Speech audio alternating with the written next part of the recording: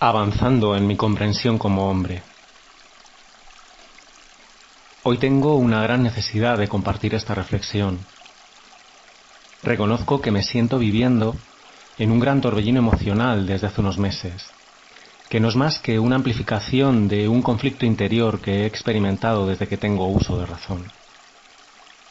Todo ello tiene que ver con cómo me vivo como hombre, con cómo veo a los demás hombres y con la sensación profunda de vacío que siento respecto a cómo los hombres tendemos a situarnos en la vida en cuanto a nuestra relación con los demás.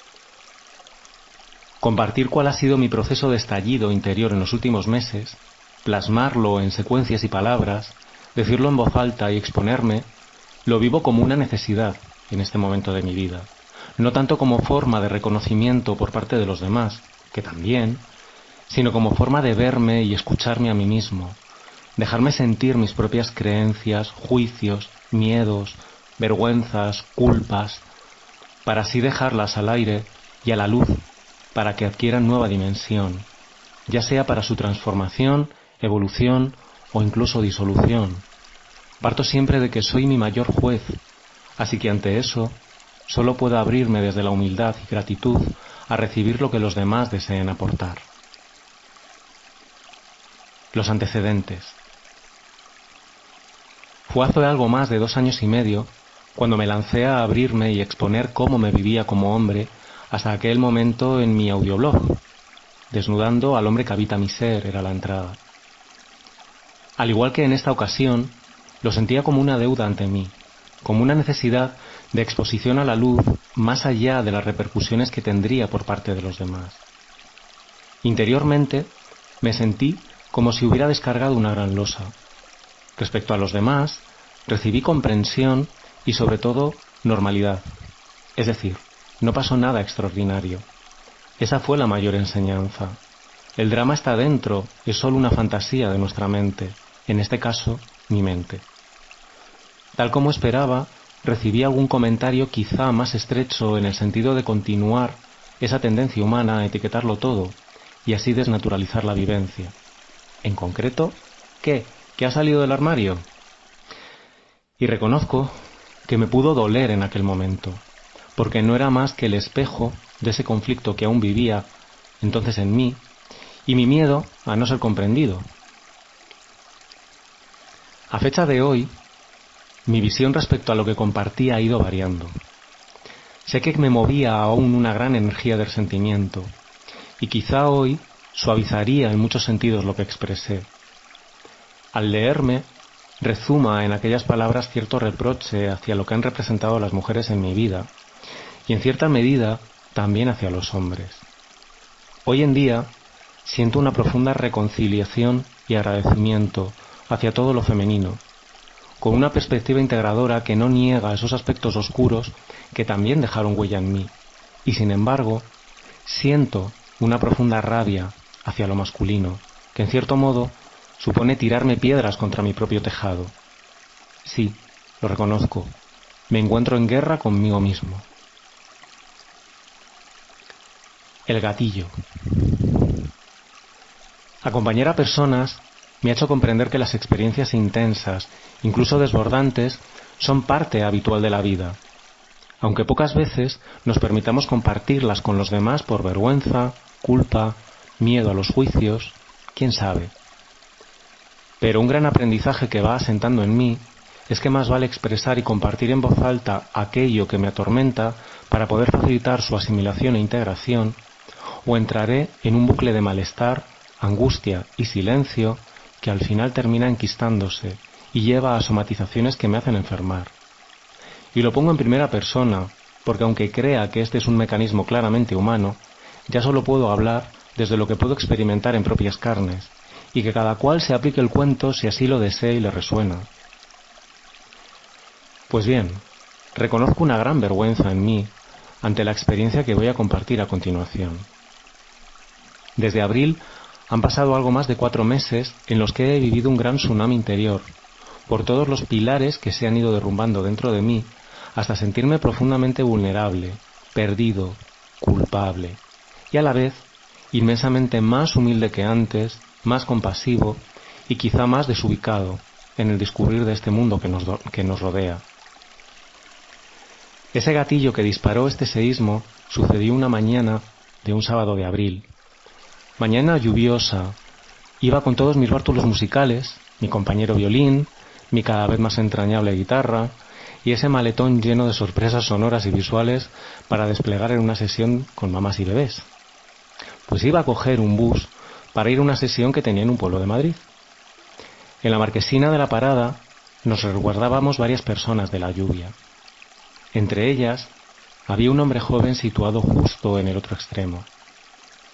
Desde que llegué hasta que también llegó el bus y abrió la puerta para embarcar, transcurrieron unos 10 minutos, en los que algo me fue perturbando progresivamente. Ese hombre de la marquesina se fue moviendo. A veces se situaba fuera de ella, mojándose con la lluvia, otras volvía a su lugar original y finalmente se situó muy cerca de mí. Me di cuenta de que siempre me miraba y además, aunque me lo negué a mí mismo en principio, tenía sus manos acariciando su zona genital, por ser algo más fino describiéndolo. Me resultaba una situación violenta, pero mi mecanismo de actuación automático suele ser el de parálisis, es decir, intento ignorar, no detengo la situación y sigo adelante. Por fin monté en el bus y me situé en la mitad trasera, cerca del espacio junto a la puerta de salida, para dejar allí todos los instrumentos y poder vigilarlos. La primera hilera de asientos ya estaba ocupada, así que me puse en la segunda. Respiré al fin, con la ingenuidad de creer que ya había pasado ese episodio que viví de forma desagradable. Pero claro está, no fue así. Ese hombre también subió al bus y se situó detrás de mí, al otro lado del pasillo, de modo que estábamos situados en diagonal. Nadie más subió tras él, así que era la persona sentada más atrás en el bus. Podía verle de reojo, y cuál fue mi sorpresa cuando escucho su cinturón y percibo movimientos como si se estuviera masturbando. Aquí es donde saltaron todas mis alarmas interiores. Lo que podría haber sido un episodio de indignación, enfado o de indiferencia ante lo que estaba sucediendo, se convirtió en una experiencia de mindfulness, de dejarme sentir el aquí y ahora, y madre mía lo que salió de ahí. Fueron unos 45 minutos de profunda toma de conciencia. De buenas a primeras surgieron muchas preguntas en mí. ¿Me levanto, me enfrento y le digo que se corte un poco? ¿Hago partícipes a los demás de lo que está sucediendo? ¿Qué me hace seguir estando atento de reojo a lo que ocurre? ¿Es solo enfado e indignación lo que estoy sintiendo? ¿Mi falta de actuación es fruto del miedo? ¿Estaría tan profundamente afectado si me sintiera realmente en mi centro? Todo esto, y mucho más, se mezclaba en mi mente nebulosa, mientras mi cuerpo sentía una taquicardia galopante, un calor inmenso, una contracción muscular que resonaba con la contención que me estaba autoimponiendo. Sentía mis ojos inyectados de ira. Y en medio de este escenario me llegaba siempre la misma pregunta, adaptada a cada nuevo juicio que surgía. Si te perturba, ¿qué hay de todo esto en tu propia sombra? ¿Qué hay detrás de cada juicio que te aflora? Cuando me preguntaba, ¿me levanto, me enfrento y le digo que se corte un poco? ¿O hago partícipes a los demás de lo que está sucediendo? Sentía en mí una profunda vergüenza de exponer ante los demás lo que estaba pasando. Por otro lado, sentía miedo de represalias por parte de este hombre. El miedo, ese compañero eterno que tanto vacío ha llenado en mi vida y que ha hecho que no haya sabido poner límites en una infinidad de ocasiones. Ese sentimiento de inferioridad ante otros hombres que tanto me ha caracterizado y quizá también de inferioridad ante la valentía de muchas mujeres ante la vida. Ahí me vino todo eso y claro, perpetué mi patrón de parálisis. Y cuando entré en las preguntas, ¿qué me hace seguir estando atento de reojo a lo que ocurre? ¿Es solo enfado e indignación lo que estoy sintiendo? Fue cuando se comenzaron a derrumbar muchas cosas en mi interior. Me sentía como un objeto ante él. Me daba una inmensa ira sentirme cosificado, como en general he vivido que gran parte de los hombres tienden a ver a los demás. Pero a la vez sentía morbo por sentirme deseado, por ser visto, aunque fuera de este modo. Reconocerme esto a mí mismo fue inmensamente triste y vergonzoso. Prefería mantener este teatro de indignación y no frenarlo, porque una parte de mí, quizá de mi niño, se alimentaba de esa actitud de deseo que mostraba aquel hombre. Y de repente llegaron muchas imágenes y recuerdos de experiencias de mi vida en que no había sabido decir no en muchos sentidos, pero también en el plano íntimo. Me estaba reconociendo que prefería ser visto, dejándome utilizar, a poner límites y verme a mí mismo desde mis propias necesidades. Y conecté profundamente con la tristeza. Me sentí como un niño desvalido que mendiga amor. Y tomé conciencia sobre cuántas veces en la vida me he dejado abusar emocionalmente, sexualmente, profesionalmente, para seguir siendo visto, para seguir manteniendo ese personaje de niño bueno que aprendí a interpretar para sobrevivir en un escenario en el que era mejor pasar desapercibido. Pero como a una parte de mi personaje vital siempre le ha encantado recrearse en el victimismo, me distancié en pleno arranque de tristeza y congoja y surgió la pregunta: ¿y tú? ¿Has abusado alguna vez de los demás? Esto era demasiado fuerte, pero estaba claro que si sentía toda esa perturbación ante lo que estaba haciendo este hombre en el bus, es porque mi sombra estaba por ahí lanzando chispas. Y mi respuesta interior, sin paliativos, fue que sí. Me reconocí mi propia manipulación en mi relación con los demás cuando desplegaba mi potencial de complacencia, atención, como medio para conseguir ser visto. Es algo que ha cambiado en los últimos años, pero vengo de ahí, y la cabra tira al monte. Pero también me reconocí que pude no pedir permiso o invadir físicamente en algunas situaciones al final de mi adolescencia y el comienzo de mi etapa adulta, siempre con otros adultos, pero siendo consciente de su situación más vulnerable, haciéndolo de forma sutil pero real. Sí, doy rodeos para expresar todo esto, pues siento una profunda culpa y vergüenza. Fue algo puntual en mi vida que quedó ahí, sin olvidar, pero anestesiado, pero que ahora ha resurgido como un espejo juzgador que me hace conectar con la humildad y cada vez más con la toma de conciencia de mi aprendizaje vital con los años. Vi que no podía tirar una piedra contra este hombre del bus, porque quizá yo estaría en su piel si la vida no me hubiera permitido darme cuenta de lo que siento, y desde ahí ver también a los demás como seres, como iguales, no como instrumentos a mi servicio. Y reconozco que este aprendizaje siempre ha sido facilitado en mi vida por mujeres.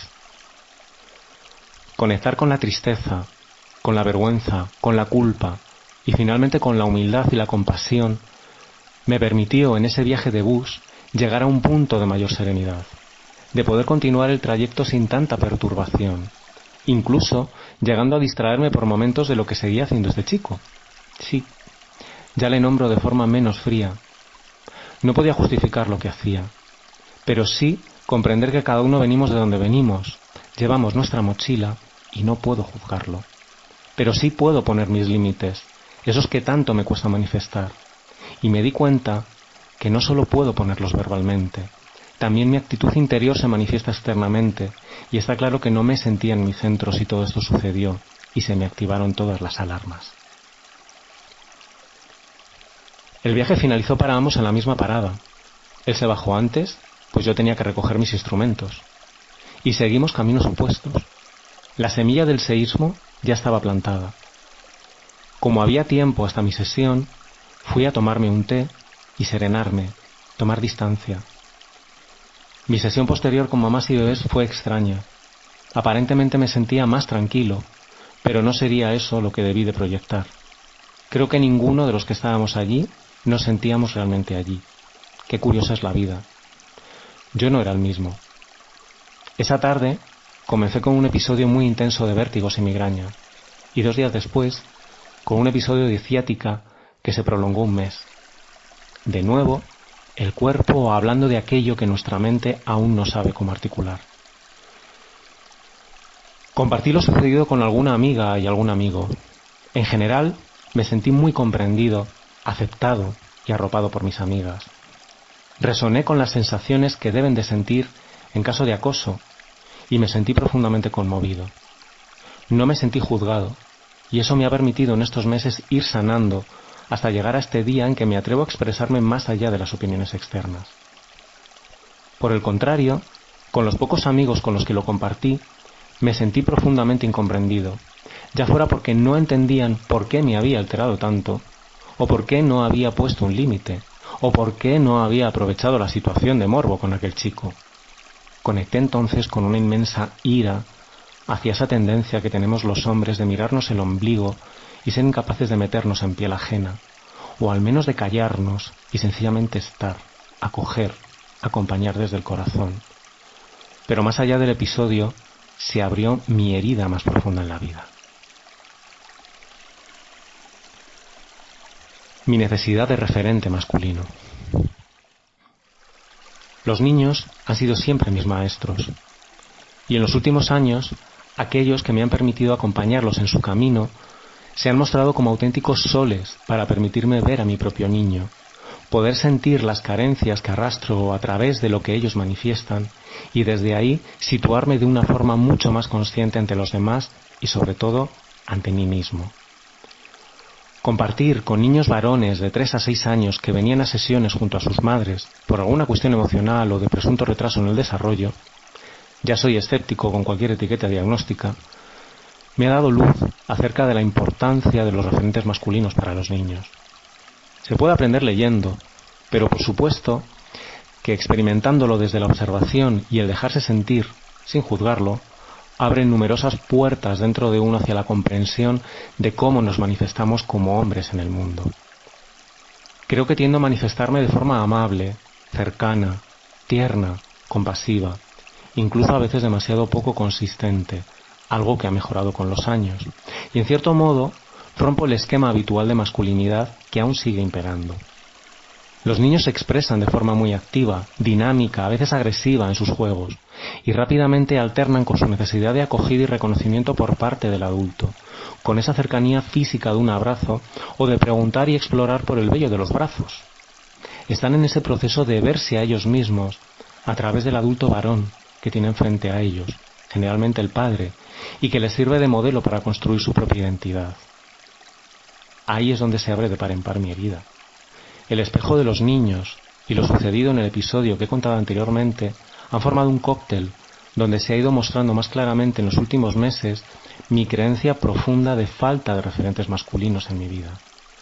Quiero a mi padre ya fallecido y a mis hermanos mayores con locura, teniendo conciencia también de todo aquello que nos ha separado y nos separa, pero reconozco que ya desde niño nunca los admiré, ni tengo registros en la memoria de un juego auténtico, vivido con intensidad y disfrute por ambas partes.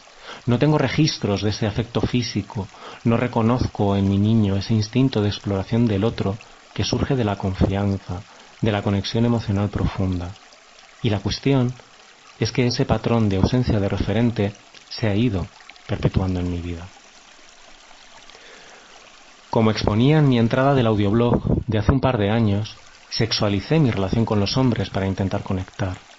Y ahora, haciendo balance, vuelvo a ser consciente de que he creado vínculos sólidos y duraderos con mujeres. Tengo la sensación de continuidad, de presencia, de poder entrar en su vida y de acoger en la mía cuando lo necesitemos. Desde la desnudez de los corazones, que se fragua en el compartir profundo y vivido de forma continuada. Es decir, hay una línea en el tiempo de las relaciones. Y también me doy cuenta de que en lo más profundo de mi ser siento que no existe un hombre, da lo mismo la etiqueta de relación, con el que tengo un vínculo profundo real.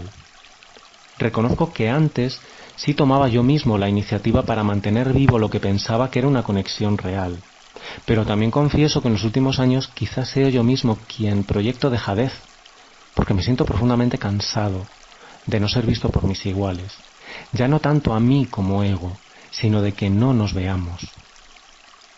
En estos 2 años, desde mi publicación en el audioblog, me he permitido asistir a un círculo de hombres, a talleres vivenciales, a tirar de webs de amistad y también de contactos para llegar a un punto en el que reconozco mucho aprendizaje y me siento muy agradecido a cada hombre con el que he compartido camino, da lo mismo la forma y la profundidad del vínculo, pero a la vez siento una inmensa tristeza porque en la mayor parte de los entornos que he explorado percibía un gran vacío de comunicación, de necesidad de compartir, de expresión emocional y de escucha de los otros.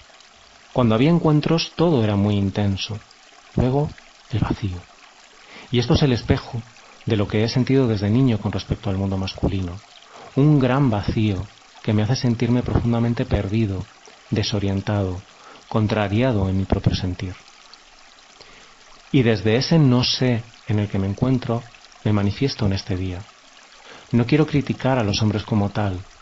Sencillamente grito en voz alta que tengo la sensación de que miramos tanto nuestro ombligo que no nos vemos en todo nuestro ser y, por supuesto, no vemos a los que nos rodean. Así que no dejamos de repetir patrones en lo más profundo de nosotros, aunque en la superficie parezca que deseamos cambiar. Es muy difícil confiar en uno mismo si no nos abrimos a confiar a los demás. Vuelvo a lo mismo, somos espejos unos de otros. El lema de mi padre era que tu mano derecha no sepa lo que hace la izquierda. Así que cada uno se haga una idea de dónde vengo, o mejor dicho, de dónde venimos.